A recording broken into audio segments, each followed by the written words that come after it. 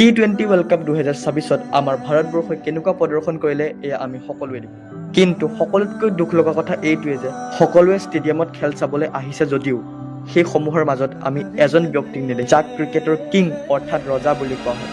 তেওঁৱেই হ'ল বিৰাট কোহলি।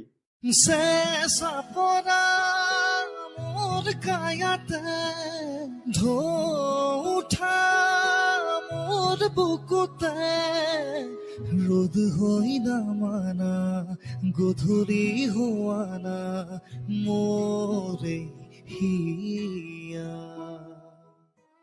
ভাৰতীয় ক্ৰিকেট দলৰ তাৰকা বেটছমেন বিৰাট কোহলিৰ জন্ম 1988 চনৰ 15 নৱেম্বৰত দিল্লীত হৈছিল। তেওঁৰ সম্পূৰ্ণ নাম আছিল বিৰাট প্ৰেম কোহলি। তেওঁ নিজৰ কৰ্মজীৱনত কি কি কৰি থৈ গৈছিল সেয়া হয়তো মই কোৱাৰ দৰকাৰ নাই। এজন বিশ্ববিখ্যাত ভাৰতীয় ক্ৰিকেটাৰ, যি এদিনীয়া ক্ৰিকেটত আটাইতকৈ কম খেলত 1000ৰ পৰা 6000 ৰান সংগ্ৰহ কৰাৰ অভিলেখ গঢ়িছে। এতিয়া তেওঁ বৰ্তমান নিজৰ অৰ্ধাংগিনী আৰু 2টি সন্তানৰ সৈতে লণ্ডনত বাস কৰি আছে।